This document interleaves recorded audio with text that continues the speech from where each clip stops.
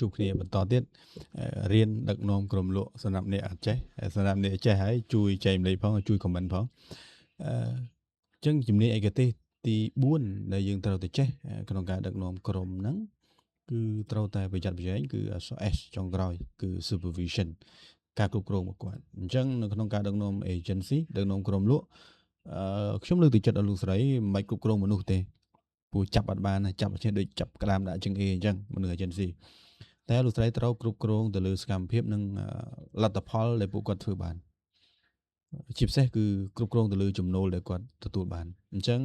អ្វីដែលយើងគួរតែត្រួតពិនិត្យគួរតែ track ទី1សកម្មភាពក្នុងការលក់របស់គាត់តើគាត់មាន mission ប្រចាំថ្ងៃមិនខ្លះគាត់មានគោលដៅប្រចាំខែមិនខ្លះហើយក៏ធ្វើបានប៉ុណ្ណាមើល performance យើងមានច្បាស់ជាមាន sales dashboard sales report ដែរអញ្ចឹងមើលបន្តទៀតជជែកមួយគាត់លក្ខណៈ one on one ថាគាត់ត្រូវធ្វើអីទៀតគាត់ចង់ចាត់អត្ថភាពធ្វើអីទៀតបន្តមកទៀតត្រូវមើលលើចំណូលពួកគាត់អញ្ចឹងមិនបាច់គ្រប់គ្រងមនុស្សទេ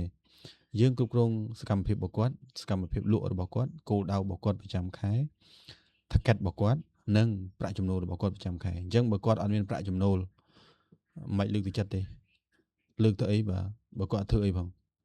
បាទអញ្ចឹងឲ្យគាត់អត់ទៅអញ្ចឹងរឿងដែលសំខាន់មើលទៅលើសកម្មភាពរបស់គាត់គោលដៅរបស់គាត់ទៅហើយចំណូលរបស់គាត់អ្នកខ្លះបានចំណូលច្រើនក៏ចាប់ដើមកើតជំងឺតួឯកអញ្ចឹងមិនខ្វល់ពីគាត់ទេបើគាត់ហ៊ានកើតតួឯកក៏ទៅកន្លែងផ្សេងគាត់ដាច់បាយហើយអញ្ចឹងអ្វីដែលយើងត្រូវធ្វើគឺធ្វើម៉េចឲ្យគាត់មានចំណូលធ្វើម៉េចឲ្យគាត់ធ្វើសកម្មភាពធ្វើម៉េចឲ្យគាត់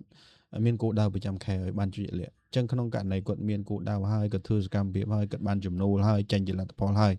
គាត់ចាក់ចែងពីយើងមិនឈឺចាប់ទេជារឿងល្អប្រសើរ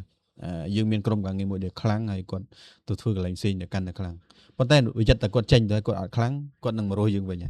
អញ្ចឹងរឿងដែលសំខាន់មិនបាច់គ្រប់គ្រងមនុស្សទេយើងគ្រប់គ្រងអត់បានទេមនុស្ស agency នេះគឺត្រូវគ្រប់គ្រងសកម្មភាពគោលដៅសកម្មភាពលក់ប្រាក់ចំណូលដែលគាត់ទទួលបានឆែកមើល performance ដែលបានហើយ one on one មួយគាត់ទៅហើយអាចប្រើ coaching model ណាមួយដែលលោកស្រីជំនាញក្នុងការជជែកមួយគាត់ហើយថាតើគាត់គួរធ្វើអីទៀតអញ្ចឹងបើក្នុងករណីធ្វើបែបហ្នឹងហើយគាត់នៅតែមិនមាន performance អីផ្សេងតាមយថាកម្មនោះអញ្ចឹងយើងមើលតែលើសកម្មភាពទេអត់គ្រប់គ្រងមនុស្សទេគ្រប់គ្រងសកម្មភាព